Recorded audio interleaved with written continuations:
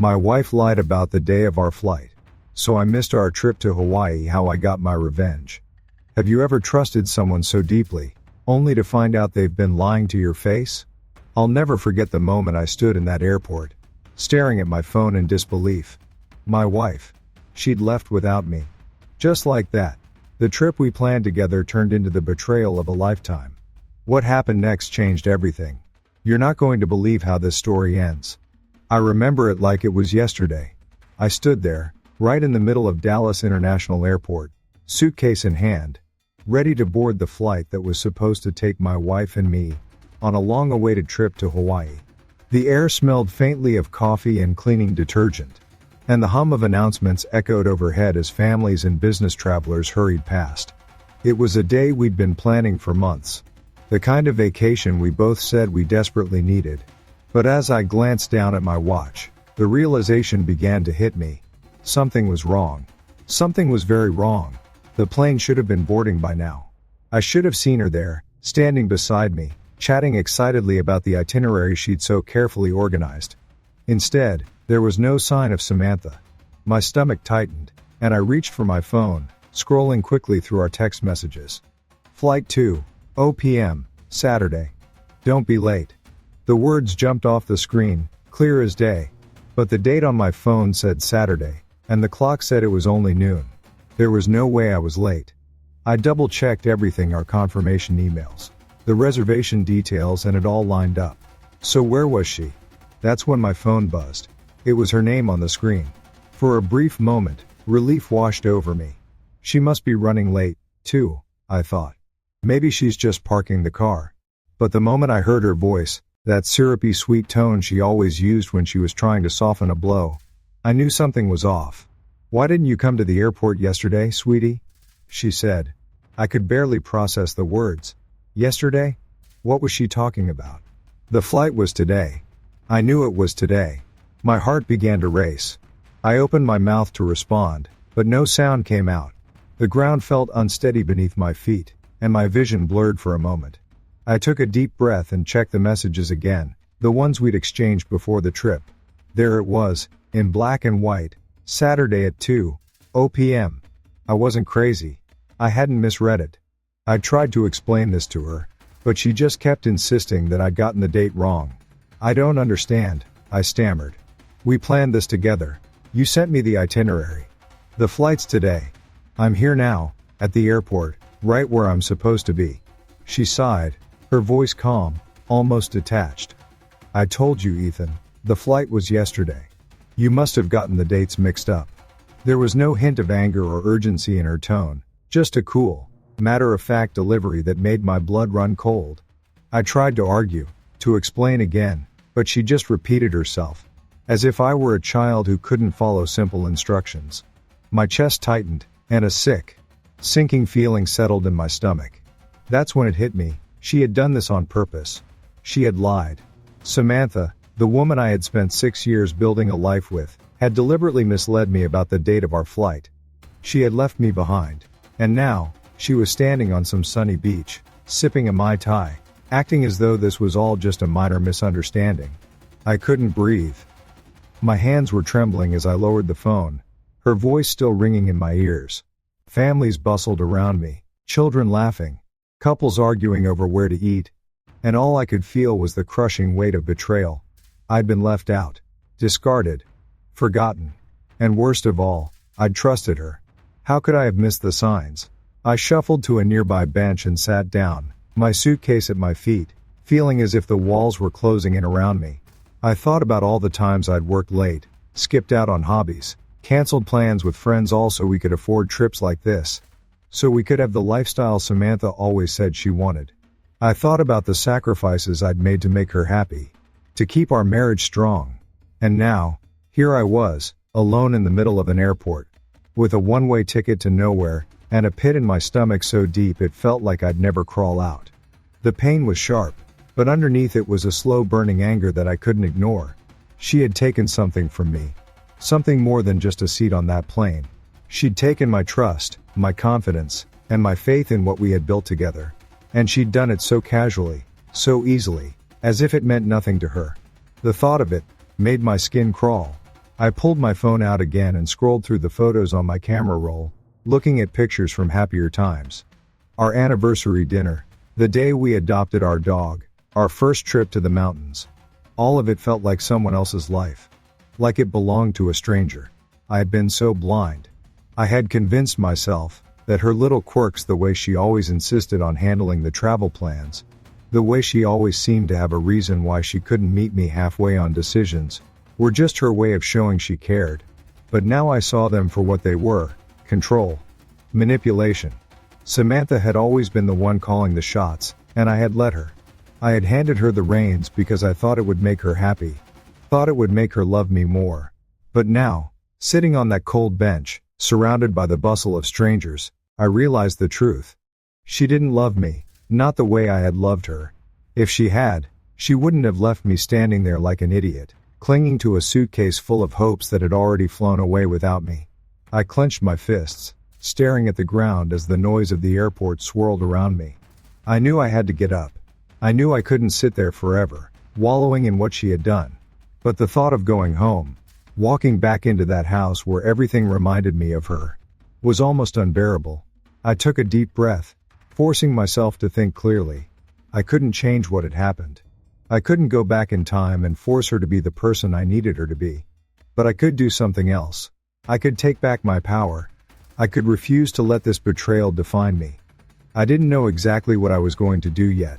But one thing was certain: I wasn't going to be her fool any longer. I wasn't going to let her walk all over me and then come back with some half-baked apology when it was convenient for her. No. This time, it was different. This time, I was going to fight back. I was going to reclaim my life, piece by piece, no matter how long it took. And as I stood up, gripping the handle of my suitcase once more, I felt the first spark of determination ignite in my chest. This wasn't over. Not by a long shot. After the call ended, I just sat there at the airport, still gripping my phone like it might somehow explain what the hell had just happened. I tried to convince myself that there had to be a reasonable explanation. That maybe Samantha had gotten mixed up or made a simple mistake.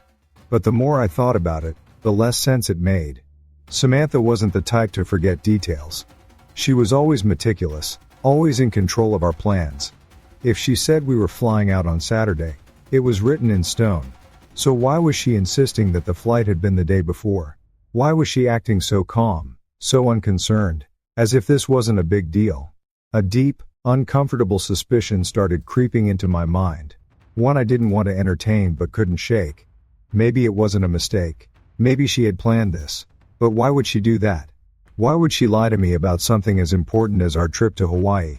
It was supposed to be a romantic getaway. A chance to reconnect after months of barely seeing each other thanks to our busy schedules. What reason could she possibly have to leave me behind?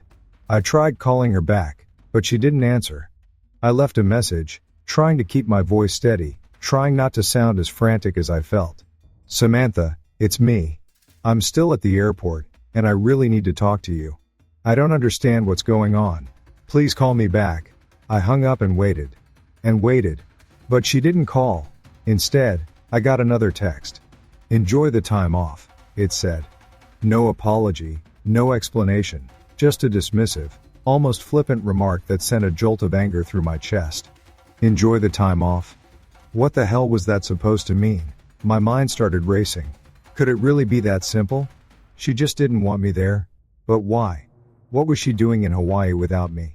I didn't want to jump to conclusions, but every minute that passed without a response from her only made my thoughts spiral further. I thought back to the last few weeks, trying to pinpoint any sign, any clue that might explain this. We hadn't been fighting, not really. Sure, we'd been a little distant lately, but that was just normal marriage stuff, right?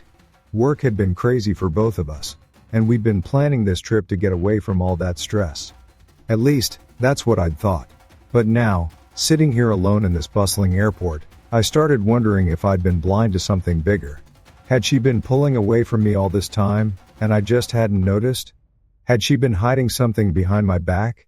The thought was like a punch to the gut. I stood up and started pacing, dragging my suitcase along behind me. The constant motion helped keep the panic at bay, but it didn't stop the questions. If this was deliberate, if she had lied to me about the flight date on purpose, then she must have had a reason. And if she didn't want me on that plane, it meant she didn't want me in Hawaii. But why? What could possibly be so important that she would go to these lengths to make sure I wasn't there? My stomach churned at the possibilities. Was she meeting someone else? Was she trying to escape our life together, even just temporarily? I didn't want to believe it, but the doubts kept piling up. And the more I thought about it, the more I realized how little I actually knew about what Samantha had been doing lately. She'd been spending more time with her family, more time on her phone, more time planning this trip without really involving me. At the time, I thought she was just being helpful, taking some of the pressure off me since I was swamped at work. Now, I wasn't so sure.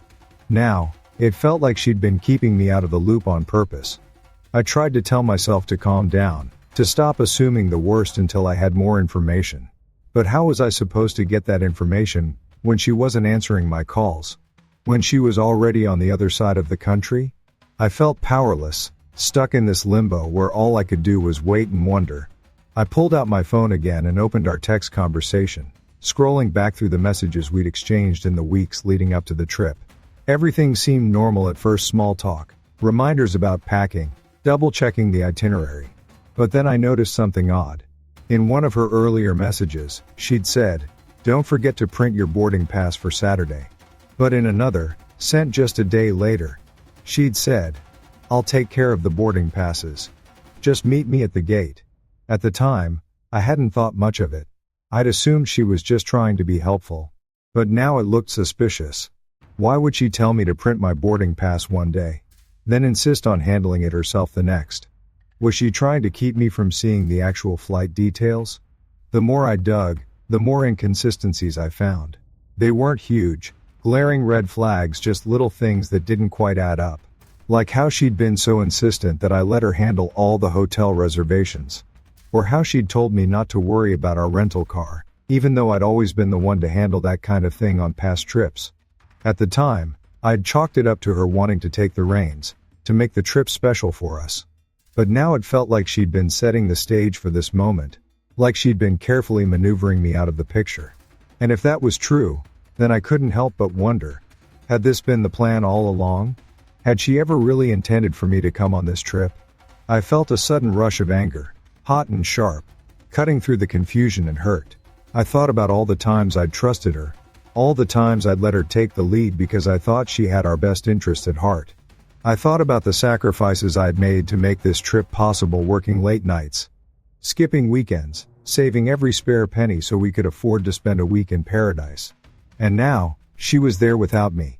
She had left me behind, lied to me, and acted like it was no big deal. My fists clenched, and I had to take a deep breath to keep from shouting in the middle of the terminal. I wasn't just angry. I was humiliated. I'd been duped, played for a fool. And the worst part was that I still didn't know why.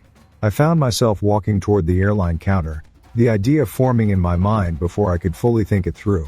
Maybe I could get on another flight, catch up to her in Hawaii, and confront her face to face. But as I approached the counter, I realized how desperate that sounded. What would I even say when I got there? Surprise. Honey, I'm here to figure out why you ditched me. No. I couldn't do that. I couldn't let her see how much this had shaken me. I turned around and headed back to the bench, sitting down heavily and burying my face in my hands. For the first time since this whole mess started, I felt tears sting the corners of my eyes. I blinked them away, refusing to let them fall. I wasn't going to give her that power. I wasn't going to let her win. Instead, I started thinking about what I could do next. If she was hiding something, if she was lying to me, then I needed to figure out what it was. I needed to get answers. But how? Without talking to her directly, without being there in Hawaii. My options were limited. Still, I couldn't just sit here and do nothing. I had to start somewhere. I reached for my phone and opened our shared calendar, scanning the entries she'd made for the trip. Maybe there was a clue in there, something she'd overlooked. As I scrolled through the dates and times, I noticed a few entries that didn't make sense, appointments she hadn't mentioned, notes about events I didn't recognize. They were small details, easy to miss, but now they stood out like flashing neon signs. This wasn't just a misunderstanding. This was something much bigger. And if Samantha thought she could pull it off without me noticing, she was wrong. I didn't know what I was going to do yet. But one thing was clear. I wasn't going to let her get away with this. I was going to find out the truth, no matter what it took. What would you do if you found out your partner had orchestrated a plan to leave you behind? How would you react if the person you trusted most shattered that trust completely? Comment 111 put. If you think I'll confront her head on. Or woo 22 fell if you think I'll walk away for good. I can't wait to see what you think happens next. I can still remember the early days with Samantha, back when everything felt so easy, so perfect. We met at a friend's barbecue in Austin. Both of us sweating in the late July heat, trading shy smiles over iced beers. She was magnetic in a way I couldn't put into words, effortlessly confident. The kind of woman who could step into a room and instantly own it without even trying. I was hooked. From the first date, I knew I'd do whatever it took to make her happy. And for a long time, I thought I had. We had those storybook moments everyone dreams of. Weekend road trips to the hill country. Lazy Sundays curled up on the couch. The first time she moved into my small apartment, and we stayed up until sunrise rearranging furniture and laughing about the ridiculous way I hoarded old concert posters. It all felt so genuine, so right. When we got married, it felt like the natural next step, a continuation of the life we'd already started building together. The ceremony was small, just close friends and family, a cozy garden venue. Samantha in a dress that took my breath away. I remember thinking how lucky I was, how I'd found someone who truly completed me. Afterward, we moved into a bigger place, a modest house on a quiet street in Richardson. We painted the walls ourselves, argued over which shade of blue was better for the bedroom, planted a tiny vegetable garden in the backyard that we jokingly called our farm. Life wasn't perfect, but it was ours. And for a while, it really felt like a partnership. I'd work late shifts at the office, while she handled the social calendar. I'd fix the leaky faucet while she balanced the checkbook. We were a team, or at least I thought we were. But looking back now, I can see how things started to shift, little by little. Samantha began taking the lead on almost everything. At first, it felt like she was just being considerate, taking the pressure off me when work got crazy. She'd handle our travel plans, make dinner reservations, organize holiday gatherings. "You're so busy, Ethan," she'd say, her voice soft and sweet. "Let me take care of it." I was grateful, relieved even, to have someone who was willing to shoulder some of the load. But as time went on, it became clear that it wasn't just about helping me out. It was about control. She didn't just handle the plans, she controlled them entirely, down to the smallest detail. And I let her. I told myself it was fine, that it didn't matter who made the decisions as long as we were happy. But now, sitting here in the wreckage of what I thought was a strong marriage, I can see how blind I was. The pattern was always the same. Samantha would present her plan, already fully formed, and I'd go along with it because it seemed easier than arguing. I didn't want to be the guy who nitpicked every choice she made. I told myself I was being laid back, supportive, happy wife, happy life, right? But the more I think about it, the more I realize I wasn't laid back, I was passive. I let her take over, convinced myself that as long as she was happy, I'd be happy too. I worked long hours, took on extra projects, did everything I could to provide for us. I thought that was my role. I'd never been one to make a fuss over the details.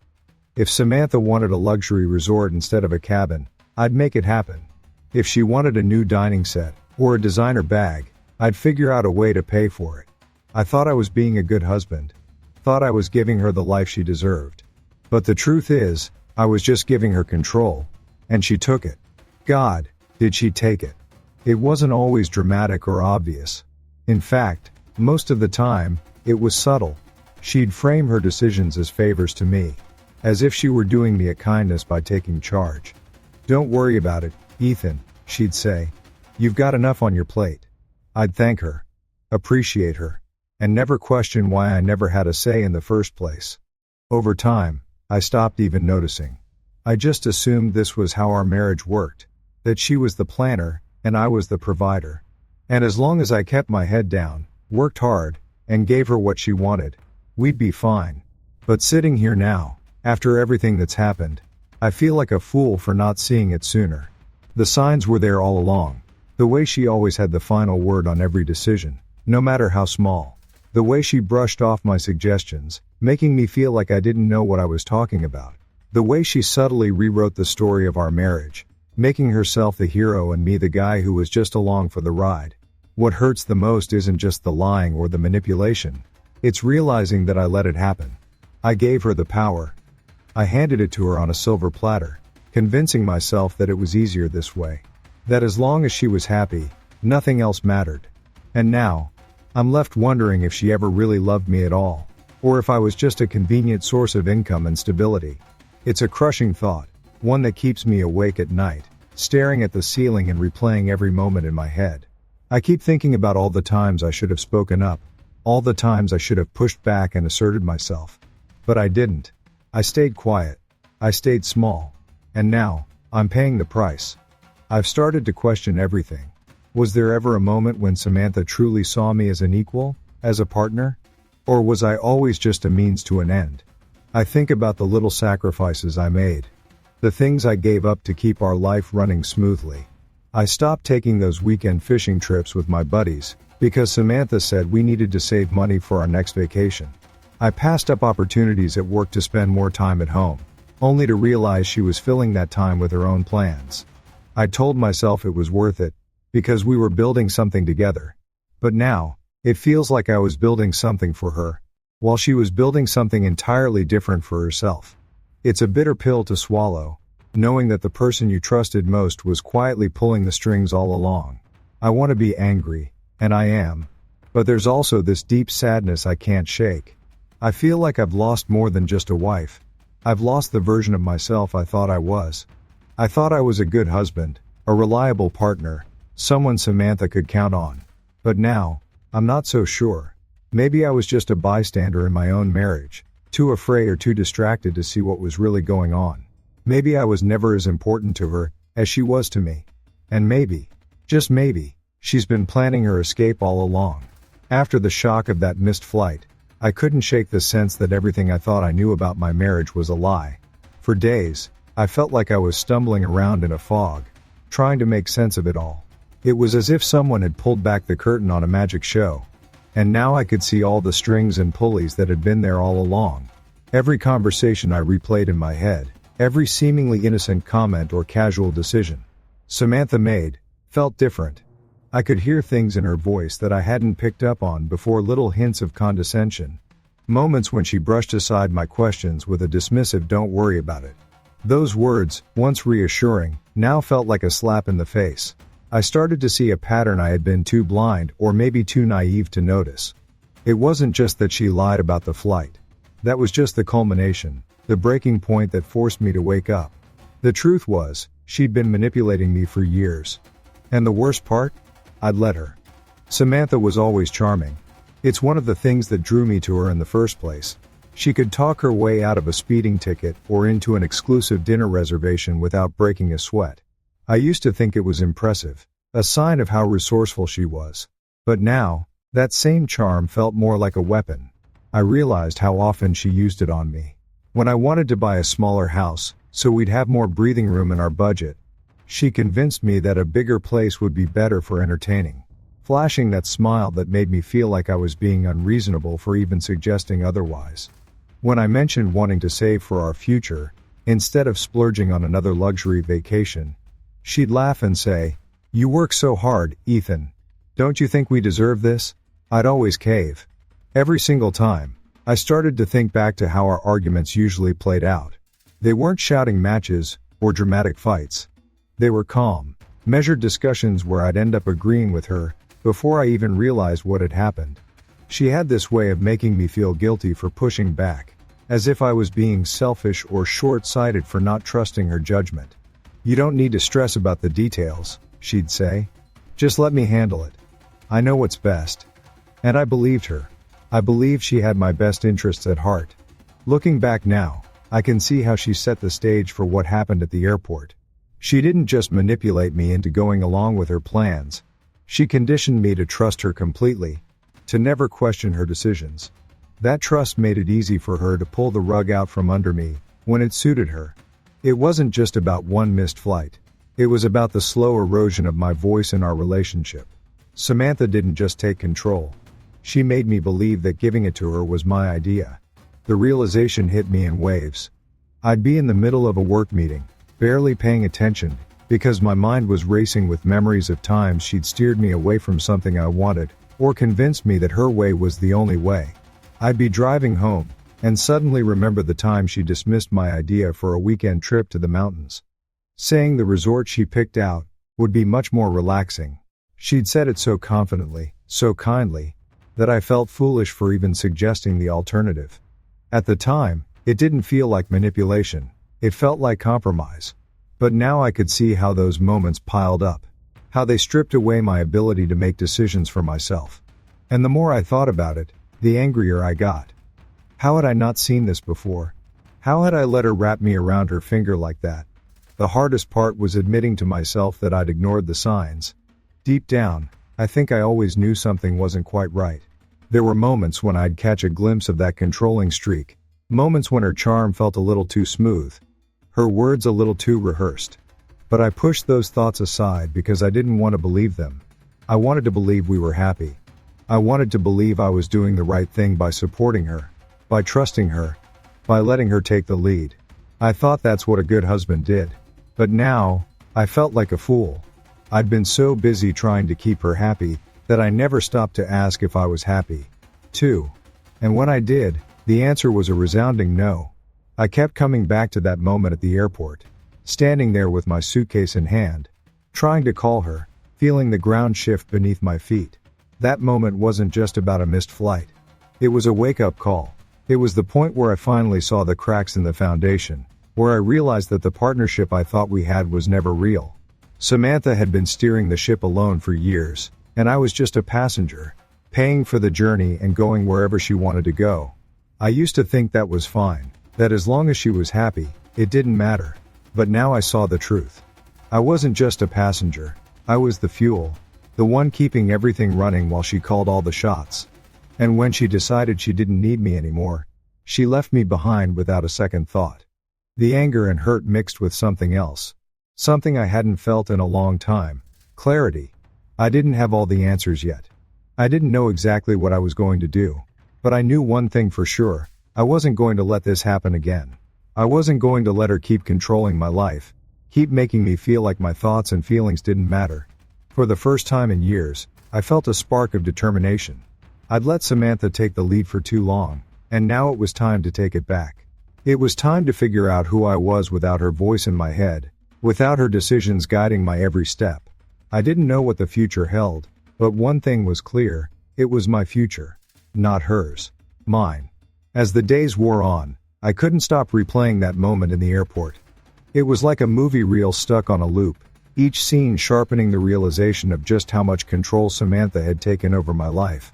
I started to see everything through a different lens: our arguments, our plans, our day-to-day routines. The trip to Hawaii wasn't the first time she'd manipulated me. It was just the most blatant, and the more I thought about it, the angrier I got. I wanted to believe that she'd acted out of confusion, or maybe even panic, but deep down I knew better. This wasn't an accident. It was a choice. And that choice, her choice, exposed the cracks that had been there all along. I'd spent so much time making excuses for her.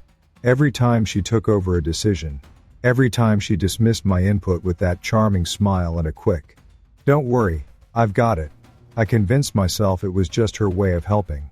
I told myself she was looking out for us, for our marriage, and that my job was to support her. But now I saw the pattern, clear as day. It wasn't about helping. It wasn't about supporting each other. It was about control. Samantha didn't just plan our trips, or pick out the furniture, or decide where we'd go for dinner. She orchestrated every detail, making sure that I was always a step behind, always in the dark. And I let her. I kept thinking back to the little things, moments that seemed harmless at the time but now felt like pieces of a puzzle I didn't know I was putting together.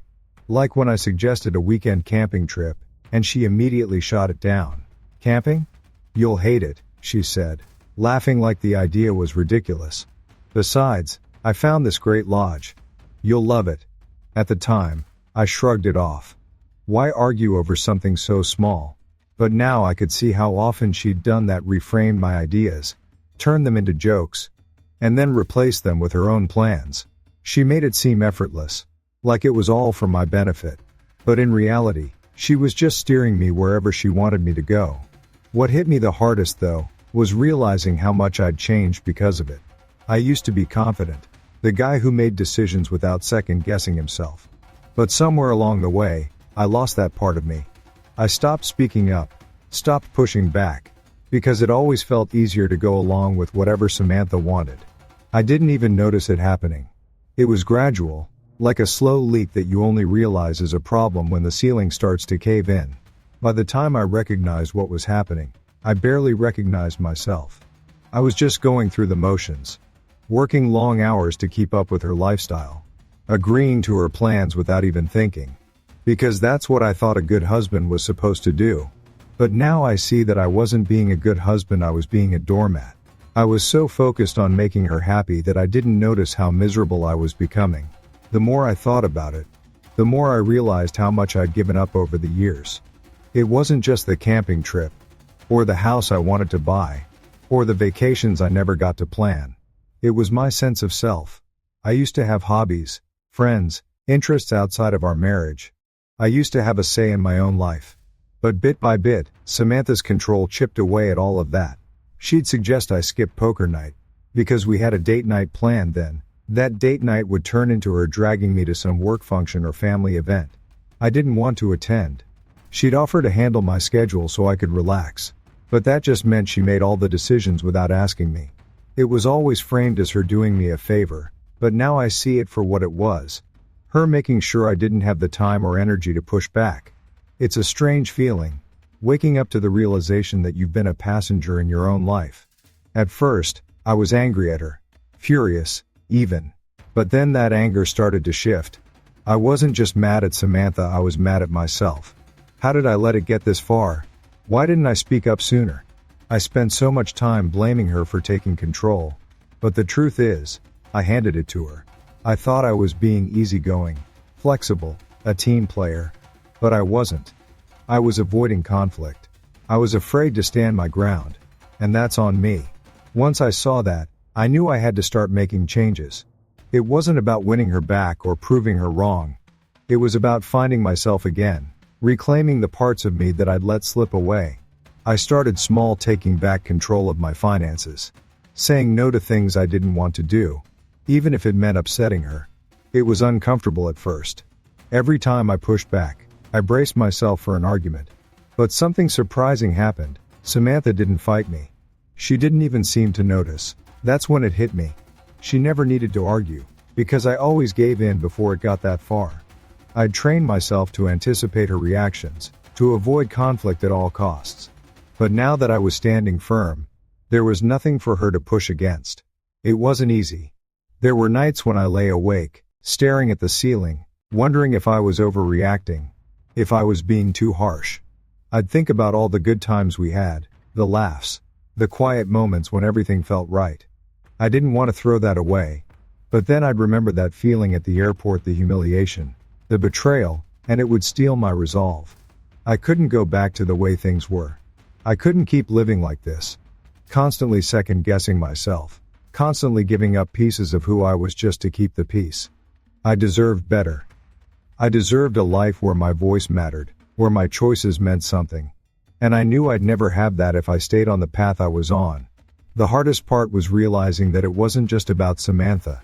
It was about me. I had to take responsibility for my part in this. I had to face the fact that I'd allowed this dynamic to take hold. That I'd let myself become so passive, so afraid of conflict, that I stopped fighting for what I wanted. It was a bitter pill to swallow, but it was also freeing. Once I owned up to my role in it, I started to feel more in control. I stopped blaming Samantha for everything, and started focusing on what I could do to change my own life. It wasn't about fixing the marriage. It was about fixing myself. For the first time in years, I felt a glimmer of hope. I didn't know what the future held, and I didn't have all the answers yet. But I knew one thing for sure. I wasn't going to let Samantha or anyone else define my life for me. I was done being the passenger. I was ready to take the wheel. Once I finally admitted the truth to myself, it was like a dam broke inside me. I spent days going through every message, every receipt, every detail that might help me understand the full scope of Samantha's deception. I pored over our phone records, dug into our joint bank account, scrolled through old emails. The more I looked, the more patterns emerged. I noticed charges for luxury items I didn't remember agreeing to, extra nights at hotels that didn't match the original booking confirmations she'd shown me. At first, I thought I was just imagining things, that maybe I was misremembering. But as the evidence piled up, it became impossible to ignore. She'd been running this game for years, and I'd been too blind or too willing to see it. One charge in particular stopped me cold. It was for a high-end jewelry store downtown, dated the week before our last anniversary. I remember Samantha giving me a sleek black watch that year. Something she said was special because it marked how long we'd been together. I loved that watch. Wore it every day. But looking at this receipt, I realized it wasn't the only thing she'd bought. There was another piece of jewelry listed, something far more expensive, something I never saw. A necklace. I stared at that line item, my hands trembling. Who was it for? Why hadn't she mentioned it?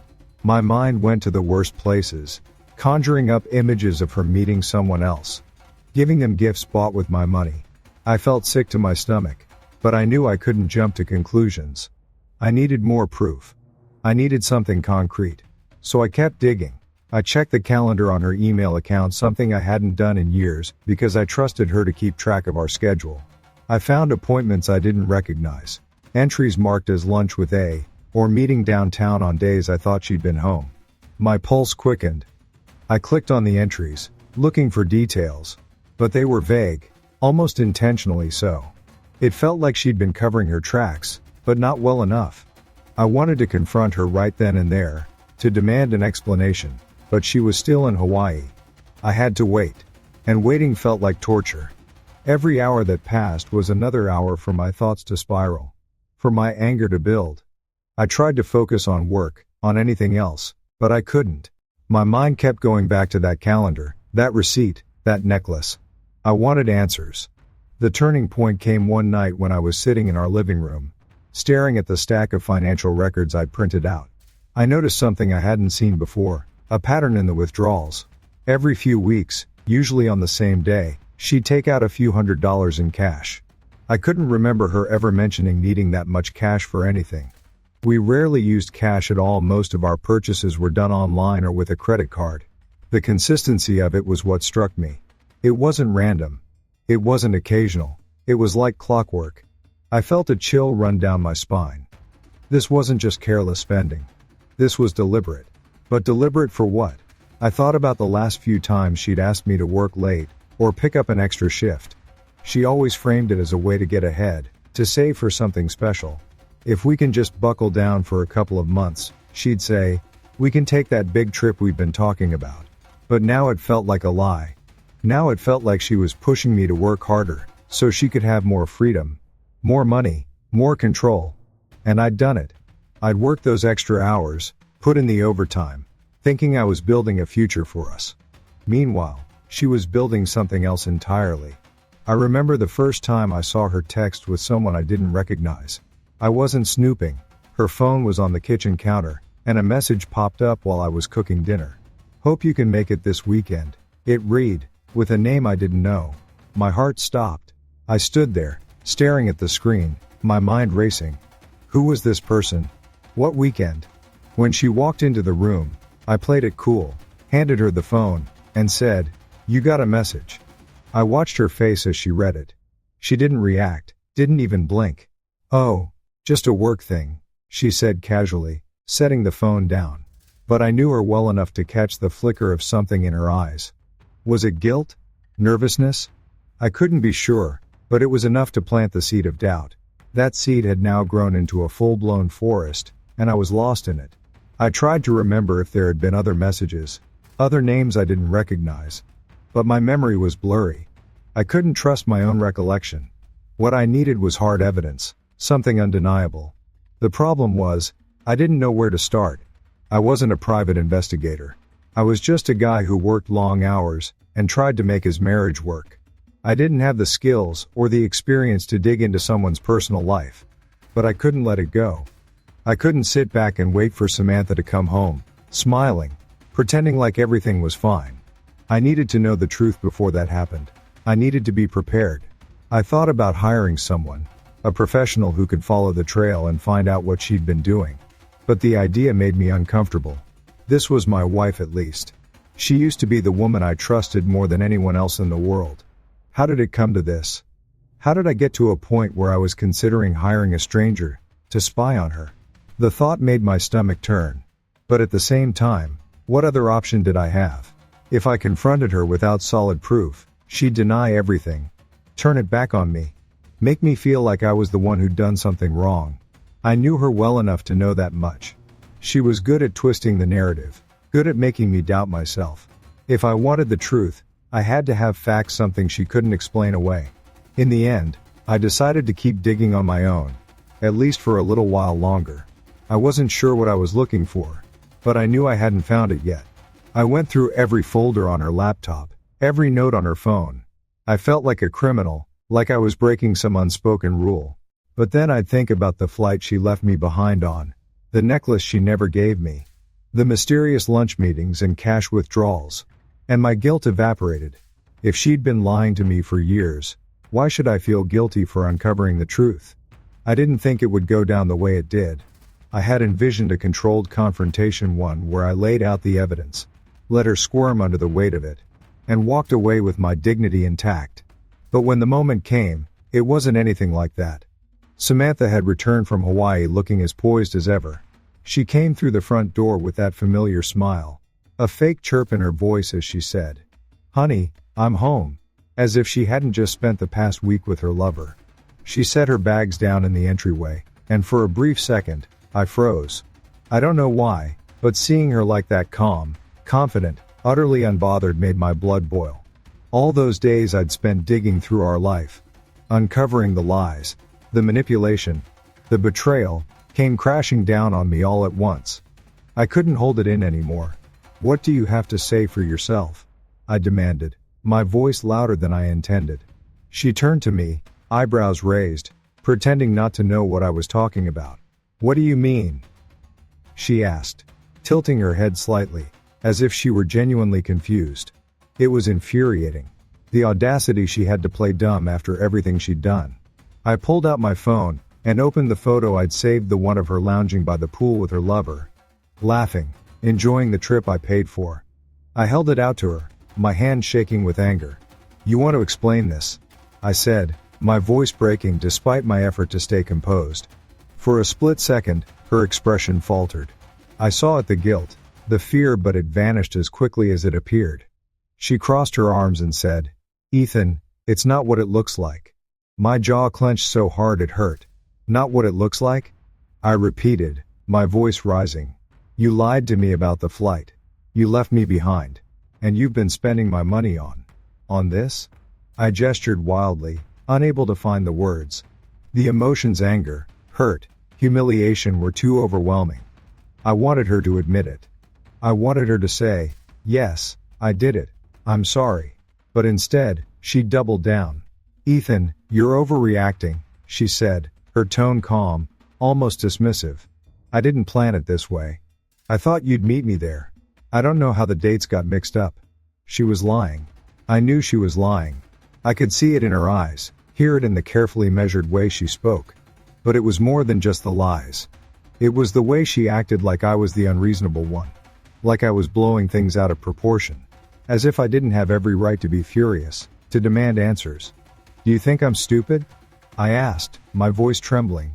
"Do you think I can't see what's happening here? You've been using me, Samantha, for years. And I let you. But this is too much." My hands were shaking so badly I had to set my phone down. She looked at me with that same calculating expression she always had. As if she were trying to figure out the right combination of words to get herself out of this mess. "You need to calm down," she said, her voice soft, almost condescending. "We can talk about this like adults." I laughed, a bitter, humorless sound that didn't feel like it came from me. "Calm down? Are you kidding me? You lied to me. You left me.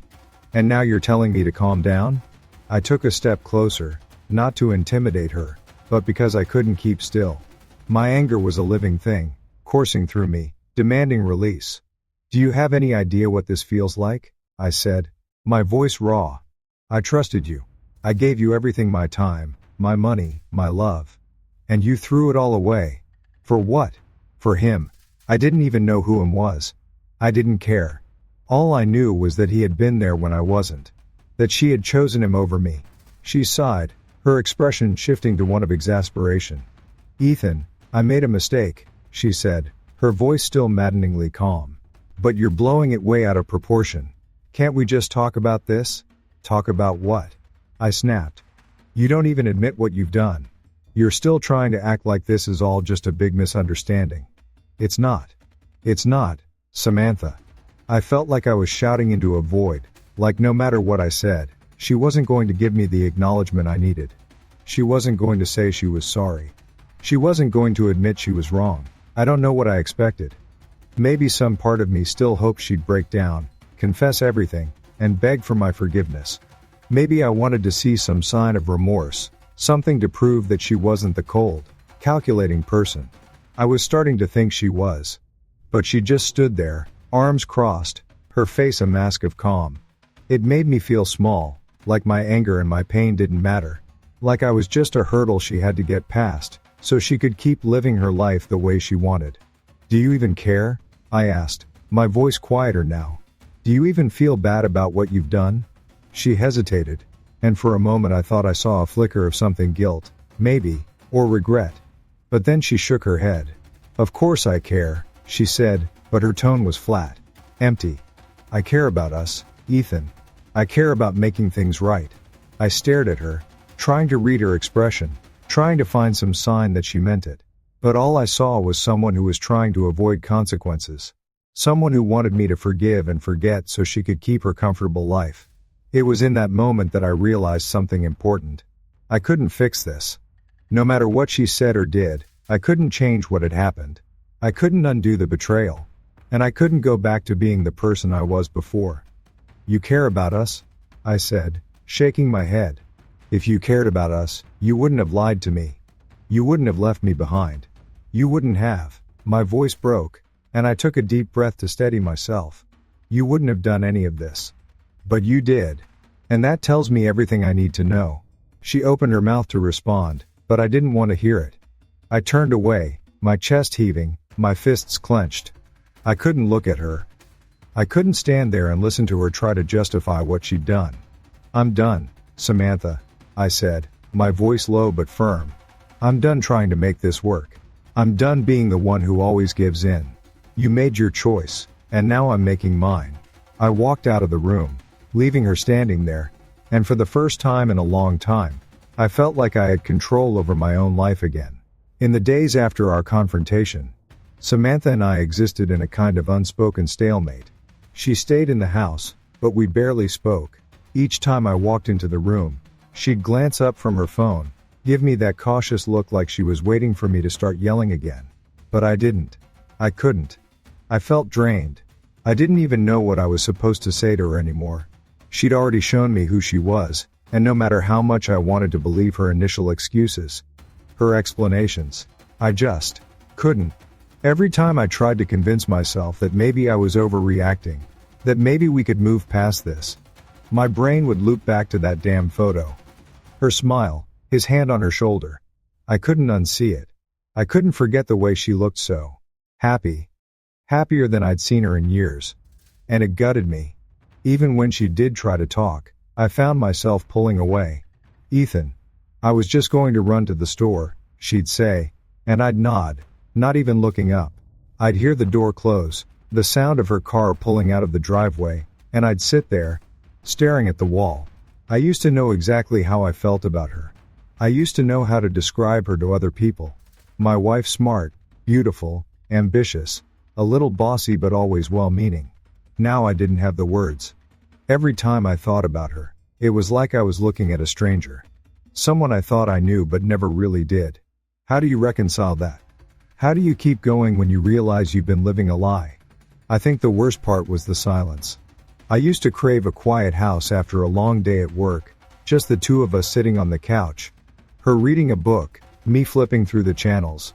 But now, the quiet felt oppressive. It hung in the air, heavy and suffocating. filling every corner of the house like a fog.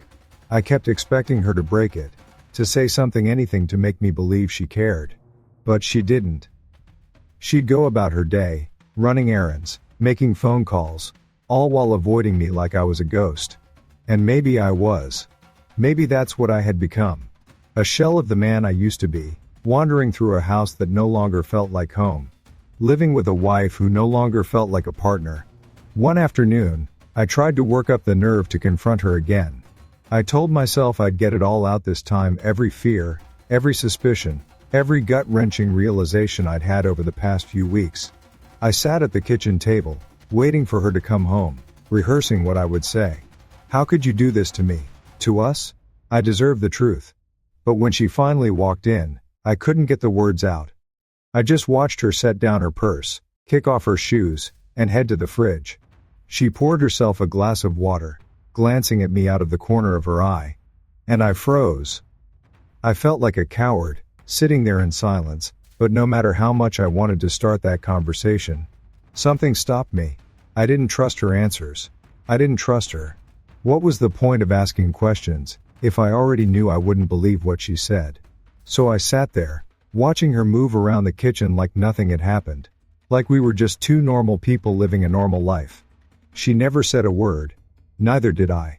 I waited until she left the room, then I grabbed my keys and walked out. I needed air. I needed space. I got in my car and drove, not caring where I ended up. I just needed to be anywhere but there. I drove past the park where we used to walk on Sunday mornings, past the diner where we had our first date, past the little theater where we'd seen that awful play she insisted would be fun. Every place felt tainted now, like the memories weren't mine anymore. They belonged to another version of us, a version that didn't exist. I pulled into the parking lot of a grocery store, but I didn't go inside. I just sat there, staring at the steering wheel, trying to make sense of everything. How do you rebuild a life when you don't even know what parts are real? How do you move on when the person who was supposed to have your back is the one who broke you? I gripped the wheel tighter, my knuckles turning white, and I told myself I had to make a decision. I couldn't keep floating like this, caught between anger and sadness, between wanting answers and not caring anymore. Something had to give. I had to take the next step. I just didn't know what that step was. After what felt like weeks of restless nights and silent mornings, I finally woke up with a sense of clarity. It wasn't that I'd figured everything out or that the pain was gone, but something had shifted. I lay there staring at the ceiling, and for the first time, I wasn't consumed by what Samantha might say or do next. I wasn't dreading another fake apology, or a quiet day of avoiding each other. No, this was something different. I was thinking about what I needed, what I wanted. It wasn't about her anymore. It was about me. The thought hit me like a bolt of lightning. I didn't have to stay. I didn't have to keep putting myself through this endless cycle of doubt and hurt. I didn't have to spend another moment living in a house that felt more like a battleground than a home. I could leave. I could walk away. And that single realization brought a small, fleeting sense of relief. It was like taking a breath after holding it underwater for too long. I didn't know why it had taken me so long to see it, but once I did, I couldn't unsee it. I could let go. I could start over. Still, the thought of starting over was daunting. I built my life around her, around us. The house, the finances, the plans we'd made, all of it was tangled up in what I thought was a partnership. Untangling it now felt impossible, like trying to unweave a single thread from a thick, knotted rope. But even as I thought about the logistics, the practicalities, I knew I couldn't stay. I couldn't keep waking up every day feeling like I was suffocating. I needed out, and I needed it soon. Later that morning, I went downstairs and saw Samantha sitting at the kitchen table. She was scrolling through her phone, a cup of coffee in front of her, looking as calm and composed as ever. For a moment, I just stood there, taking it all in. The woman I'd once loved, the woman I'd built my life around, now felt like a stranger. I wondered how I ever could have been so blind, how I could have ignored the warning signs, the small red flags that I now realized had been there all along. It wasn't just about Hawaii. That trip was just the final crack in the dam. The truth was, this had been building for years, and I'd let it happen. I'd let her take over, let her control everything. And now it was time to take that control back. I didn't say anything to her. I just turned around, grabbed my keys, and left the house. I needed to clear my head, to think without the weight of her presence pressing down on me. I got in the car and drove, not caring where I ended up. Eventually, I found myself at the lake we used to go to when we first started dating. It was quiet there. Just the sound of the water lapping at the shore, and the occasional rustle of the wind through the trees. I parked the car and got out, walking down to the edge of the water. I stood there for a long time, staring out at the horizon, trying to figure out what to do next. I thought about everything that had led me to this moment, the lies, the betrayal, the countless times I'd put her needs before my own. I thought about the man I used to be before I met her. I used to be confident, sure of myself. I had dreams, plans, goals that had nothing to do with anyone else. Somewhere along the way, I'd lost all of that. I'd let her take the reins, let her dictate what our life looked like, and I'd convinced myself that was love. But it wasn't. Love isn't about losing yourself. It's about building something together. And what we had wasn't a partnership. It was a one-way street, and I was the one doing all the giving. The more I thought about it, the more I realized I couldn't wait any longer. I needed to start making moves, taking steps to reclaim my life. I didn't know exactly what that would look like, but I knew I couldn't keep putting it off. I couldn't keep telling myself that maybe things would get better, that maybe she would change. She wouldn't. And even if she did, I didn't think I could ever trust her again. That trust was gone, shattered into a million pieces that I didn't have the energy or the will to put back together. I made a few calls that afternoon. I started looking into apartments, thinking about what it would take to move out. I went through our finances and began separating what was mine from what was hers. It wasn't easy. There were so many things tied up together, so many threads to untangle. But with every step I took, I felt a little lighter. It was like I was finally taking my life back, piece by piece. I didn't tell Samantha what I was doing. I didn't know her that. She'd made her choices, and now I was making mine. A few days later, I came home to find her in the living room, looking through old photo albums. I stopped in the doorway, watching her flip through the pages, a small smile playing on her lips. For a moment, I felt a pang of something nostalgia, maybe? Sadness. I'm not sure. It was strange to see her like that, reminiscing about the life we'd built together. I wondered if she felt any regret, if she looked at those pictures and saw what she'd thrown away. But I didn't ask. I didn't say anything. I just turned and went upstairs. That night, as I lay in bed, I thought about the man I wanted to be. The man I used to be. The man I could be again. I thought about what my life might look like without her in it. At first, it was hard to picture. She'd been such a big part of my life for so long that the idea of starting over felt terrifying. But then I realized it wasn't just about starting over. It was about starting right. It was about building something that was mine. Something that reflected who I was and what I wanted. It was about finding myself again. Not just as a husband or a provider, but as a person. The next morning, I made my decision. I walked into the kitchen, looked her in the eye, and said, "I think we need to talk." She looked up from her coffee, her expression neutral, waiting for me to continue. "I can't do this anymore," I said. "I can't keep pretending that things are going to get better. They're not. And I think we both know that." She didn't say anything at first. She just stared at me, her face unreadable. I waited for her to argue, to try to convince me to stay, but she didn't. She just nodded, set her cup down, and said, "Okay." That was it. No shouting, no tears, no dramatic confrontation. Just a quiet acknowledgement that it was over. I felt a strange mix of relief and sadness. Relief that I was finally taking control of my life. Sadness that it had come to this. But mostly, I felt determined. Determined to move forward, to start fresh, to rebuild myself from the ground up. It wasn't easy. It wasn't quick. There were days when I questioned my decision. When I missed the good moments we'd shared. When I felt the weight of loneliness pressing down on me. But every time I thought about going back, I reminded myself why I left. I reminded myself that I deserved more. That I deserved a life built on trust, respect, and genuine love. And little by little, step by step, I started to find that life. Looking back now, I see that the decision to leave wasn't just about ending a marriage. It was about reclaiming my identity. It was about standing up for myself, setting boundaries, and refusing to settle for less than I deserved.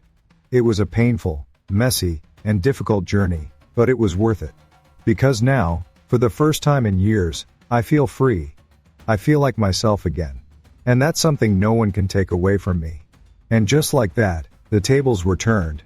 After all the lies, all the deceit, I made the one decision that changed everything for good. Could you have done the same? If you think you'd walk away, hit that like button. What would you have done in my shoes? Leave your thoughts below. I'm reading every comment. This story isn't over until you tell me what you do. Through all of this, I've learned a simple, crucial truth. Never settle for less than you deserve. Whether it's relationships, work, or personal ambitions, value yourself enough to walk away when something or someone isn't right. Trust isn't just given, it's earned. Once broken, it's incredibly hard to repair. Don't be afraid to set boundaries, to stand your ground, and to demand respect. Life's too short to waste on situations that steal your joy or break your spirit. You deserve better, and you're strong enough to claim it. The best decisions are often the hardest to make, but they're always worth it.